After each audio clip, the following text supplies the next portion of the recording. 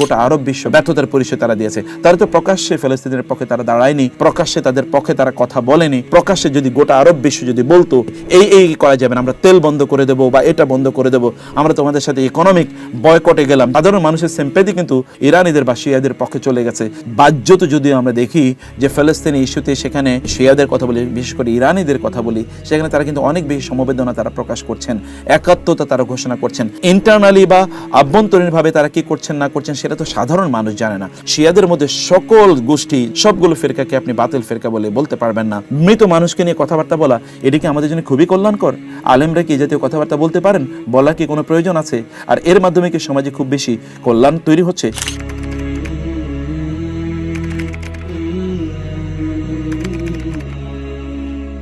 আসসালামু আলাইকুম ওয়া রাহমাতুল্লাহি ওয়া বারাকাতুহু। আলহামদুলিল্লাহ ওয়াসসালাতু ওয়াসসালামু আলা রাসূলিল্লাহ ওয়া আলা আলিহি ওয়া সাহবিহি ওয়া মাওয়ালা আম্মা বা'দ। ইরানের প্রেসিডেন্টের মৃত্যুতে শোক জানালে কি কেউ শিয়া হয়ে যাবে? প্রথমত আমরা যেটি বলতে চাই তা হলো ইরানের প্রেসিডেন্টের মৃত্যুতে শোক জানানো যাবে কি না, এটি হলো এক নম্বর কথা। দুই নম্বর কথা হচ্ছে সেইখানে তার মৃত্যুতে কেউ যদি শোক জানায় তাহলে কি তিনি শিয়া হয়ে যাবেন কিনা, এবং তৃতীয়ত প্রশ্ন হচ্ছে আসলে শিয়াদের আকিদা কি এবং শিয়ারা কি সত্যিকার অর্থে মুসলিম কিনা। এই তিনটি বিষয়ে আমরা একটু আলোচনা করি। প্রথমত আমরা তৃতীয় বিষয়টি নিয়ে আমরা আলোচনা করি, তাহলে যে শিয়ারা কি সত্যিকার অর্থে মুসলিম। এমনকি শেখ বিন বাজ রাহিমাহুল্লাহ তিনি সহ গোটা পৃথিবীর বড় বড় স্কলাররা তারা একমত যে শিয়াদের সকল অংশ কিন্তু একই ধরনের বিশ্বাস বা আকীদা তারা লালন পালন করে না। শিয়াদের মধ্যে যারা ইমাম জাফর আস-সাদেক, যিনি ইমাম আবু হানিফা রাহিমাহুল্লাহ ছাত্র, মানে ইমাম আবু হানিফার শিক্ষক পর্যন্ত ছিলেন, তার যে মাসলাক অথবা তার যে মাযহাব, এটি তো আহলুস সুন্নাহ ওয়াল জামাতের অনেকেরই খুবই কাছাকাছি বা তাদের বক্তব্যের কাছাকাছি, এবং তিনি আহলুস সুন্নাহ ওয়াল জামাতের বড় বড় ইমাম যারা আছেন তাদের শিক্ষকও তিনি ছিলেন।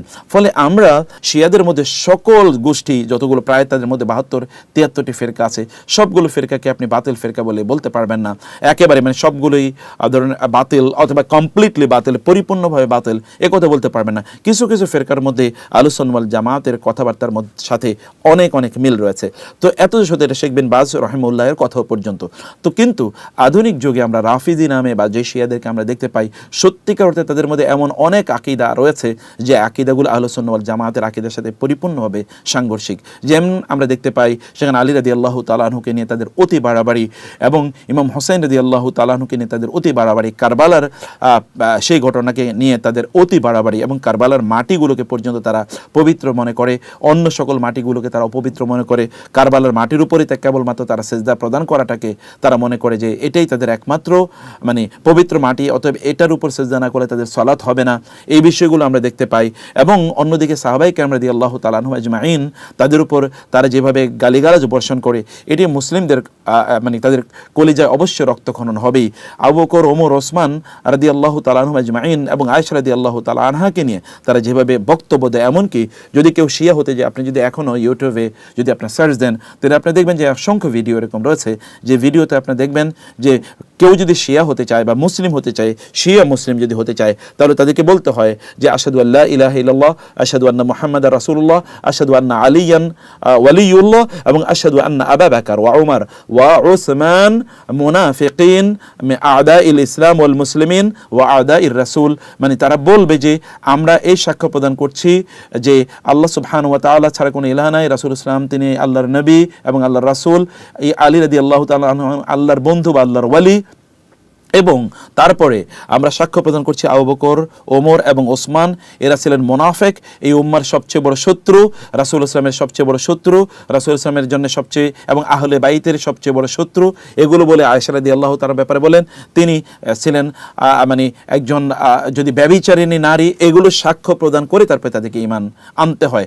এবং লাআনাত আল্লাহ আন্না লাআনাতাল্লাহি, যে আল্লাহর লাআনাত আলা আবু বকর ওয়া আলা ওমর, আমরা যাদেরকে শায়েখাইন বলি তাদেরকে তারা বলে মুনাফিক, সবচেয়ে বড় মুনাফিক, এরকম বলে তারা গালিগালাজ করে। অন্যান্য সাহাবায়ে কেরামদেরকে তারা এরকম গালিগালাজ করে। ফলে কোনো মুমিনকে কেউ যদি গালিগালাজ করে, বিসাল ইসমুল ফুসুক বাদাল ঈমান, এটা তো ফাসিক কাজ, এটা ভয়াবহ অপরাধী কাজ। এখন আমরা যাদেরকে শিয়া হিসেবে যাদেরকে পলিটিক্যালি বিভিন্ন জায়গায় আমরা দেখতে পাই, এরা কিন্তু মূলত সে রাফিজি। ফলে এরা বড় ধরনের সাহাবী বিদ্বেষী যারা, তাদেরকে কি আমরা তাহলে সত্যি করতে আমরা তাদেরকে মুমিন মনে করতে পারি কিনা, বা এই বিষয়গুলো এখানে বড় একটা ইস্যু আমরা দাঁড়ায়। তো আমরা আমরা সেই জায়গায় বলি যে এগুলো একটা বড় একটা ইস্যু, যার কারণে তাদের ব্যাপারে আহলুস সুন্নাহ ওয়াল জামাতের রিজার্ভেশন এটা যুগ যুগ ধরে ছিল। এটা সেই মানে কারবালার ঘটনার পর থেকে শুরু করে ইমাম আবু হানিফা, আমাদের 4 ইমামের কথা বলছি, এবং পরবর্তী যত বড় মুসলিম স্কলার এসেছেন, ইবনে তাইমিয়া রাহিমাহুল্লাহ সহ সকলেই কিন্তু তাদের ব্যাপারে আমাদেরকে সতর্ক করেছেন যে তাদের মধ্যে এই আকীদা বা ইত্যাদি বিশ্বাস তাদের মধ্যে রয়েছে। এটা হলো একটা ইস্যু। আর কিন্তু এর বাইরে পরবর্তী যে ইস্যুটি, সেটি আমরা একটু আলোচনায় নিয়ে আসতে চাই। তা হলো যে আরব বিশ্বের যে প্রেক্ষাপট, আরব বিশ্বে বিশেষ করে ফিলিস্তিনকে কেন্দ্র করে আমরা একটা ভয়াবহ এক ধরনের সেন্সিটিভিটি আমরা দেখতে পাই, সেটা ইমোশনাল একটা জায়গা আছে। আমরা দেখতে পাই যে বাহ্যত যদিও আমরা দেখি যে ফিলিস্তিনি ইস্যুতে সেখানে শিয়াদের কথা বলি, বিশেষ করে ইরানিদের কথা বলি, সেখানে তারা কিন্তু অনেক বেশি সমবেদনা তারা প্রকাশ করছেন, একাত্মতা তারা ঘোষণা করছেন। ইন্টারনালি বা আভ্যন্তরীণভাবে তারা কি করছেন না করছেন সেটা তো সাধারণ মানুষ জানে না, বরং সাধারণ মানুষ দেখে যে তাদের পক্ষে তারা কথা বলছে। এবং তাদের ইসরায়েলে আমরা দেখেছি যে সেখানে তারা পর্যন্ত ড্রোন হামলা বা তারা সেখানে মিসাইল হামলা করেছে, এগুলো আমরা বিভিন্ন জিনিস আমরা দেখেছি। যদিও এখানে আভ্যন্তরীণভাবে বিষয়টা ভিন্ন, কিন্তু অ্যাপারেন্টলি বাহ্যত তারা এই কাজগুলো করেছে। এই কাজগুলো করার কারণে গোটা পৃথিবীতে মুসলিমরা আমরা দেখতে পাই একটা বিশাল অংশ তারা এদের প্রতি একটা সিম্পেথাইজার, মানে সেখানে তাদের একটা সিম্পেথি আছে, তাদের প্রতি একটা সিম্পেথি আছে। এই সিম্পেথিটাকেই সামনে রেখে সাধারণ মানুষ যখনই তাদের উপর কোনো আক্রমণ হয় অথবা তাদের প্রেসিডেন্ট যখন মারা যায়, তখন তারা এখানে শোকাহত হয়, তারা তখন ইন্না লিল্লাহি ওয়া ইন্না ইলাইহি রাজিউন তারা এটা বলে। কারণ সাধারণ মানুষের তো এত কিছু জানার কথা নয়, সাধারণ মানুষ এত বিষয় দেখতে পায় না। যদিও তাদের এই যে মানে শিয়াদের অথবা ধরুন আমরা তাদের যে পলিটিক্যাল যে সকল মানে লিডারশিপ যারা রয়েছে তাদেরকে আমরা দেখি যে তারা সিরিয়াতে কী করেছে, অথবা যদি আমরা দেখি ইরাকে তারা কী করেছে, তারা জর্ডানে কী করেছে, অথবা তারা ইয়েমেনে তারা কী করেছে, এই জায়গাগুলোতে আমরা দেখতে পাই। এবং গোটা আরব বিশ্বকে কেন্দ্র করে তাদের একটা ছক আছে, তারা এইটাকে একটা ইনস্টেবিলিটি তৈরি করেছে। তারা এখানে বহু অসংখ্য লোককে তারা হত্যা করেছে, এমনকি সিরিয়াতে আহলে সুন্নাহ ওয়াল জামাতের বা সুন্নিদেরকে তারা হত্যা করেছে, ইরাকে তারা সুন্নিদেরকে হত্যা করেছে, সেখানে তাদেরকে সুন্নি নাম পেলেও তারা সেখানে তাদেরকে বিভিন্নভাবে জুলুম নির্যাতন করে। এগুলো অসংখ্য জিনিস আমরা জানি, কিন্তু এই জানাটা কতজন মানুষের মধ্যে আছে?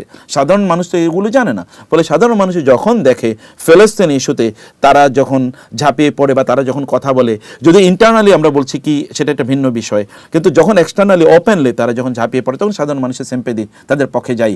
এই জায়গাটাতে গোটা আরব বিশ্ব ব্যর্থতার পরিচয় তারা দিয়েছে। তারা তো প্রকাশ্যে ফিলিস্তিনের পক্ষে তারা দাঁড়ায়নি, প্রকাশ্যে তাদের পক্ষে তারা কথা বলেনি। প্রকাশ্যে যদি গোটা আরব বিশ্ব যদি বলতো যে এই করা যাবে না, আমরা তেল বন্ধ করে দেবো বা এটা বন্ধ করে দেবো, আমরা তোমাদের সাথে ইকোনমিক বয়কটে গেলাম, যেমনিভাবে আমরা দেখি ডাচে যখন রাসূল ইসলামের বিরুদ্ধে, অথবা যদি আমরা ফ্রান্সে রাসূল ইসলামের বিরুদ্ধে যখন কার্টুন তৈরি হলো অথবা সিনেমা তৈরি হলো, গোটা আরব বিশ্ব যখন তাদের প্রোডাক্ট বয়কট করলো, এবং রিসেন্টলিও আমরা দেখি যখন ইসরায়েলি প্রোডাক্ট বিভিন্ন দেশে আরব বিশ্বে এবং মুসলিম বিশ্বে বয়কট করা শুরু হলো, তখন কিন্তু তাদের টনক নড়েছে।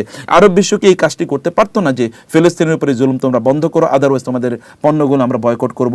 এই জায়গাটিতে সাধারণ মানুষের সিম্প্যাথি কিন্তু তখন মানে ইরানিদের বা শিয়াদের পক্ষে চলে গেছে, সুন্নিদের অথবা আরব বিশ্বের সুন্নি যে অংশ সে অংশে যায়নি। এটি কিন্তু আমরা মনে করি তাদের একটা পলিটিক্যাল দূরদর্শিতা অথবা লিডারশিপের একটা ব্যর্থতা। এই জায়গাটিতে এই একটা পয়েন্টে আমরা এখন দাঁড়িয়ে আছি।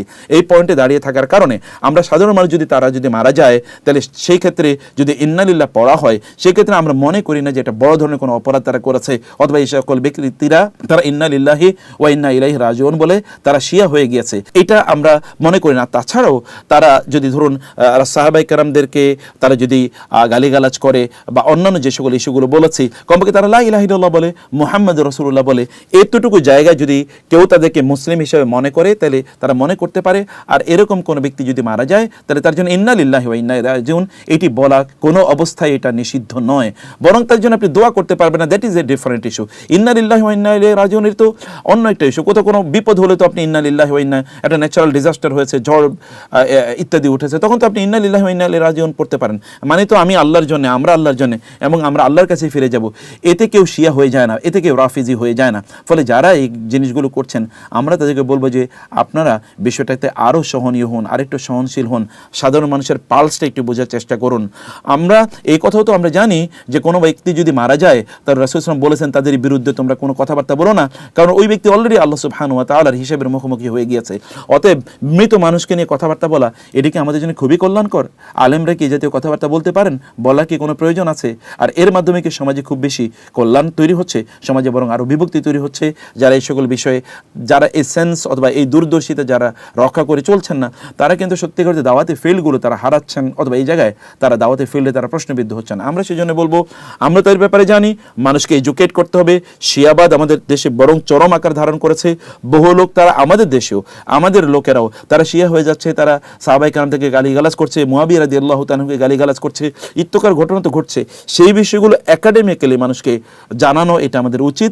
আদারওয়াইজ আমরা এই জাতীয় কথাবার্তা বলে তিনি মারা গিয়েছেন বলে আমরা কোনো শোক বলতে পারবো না।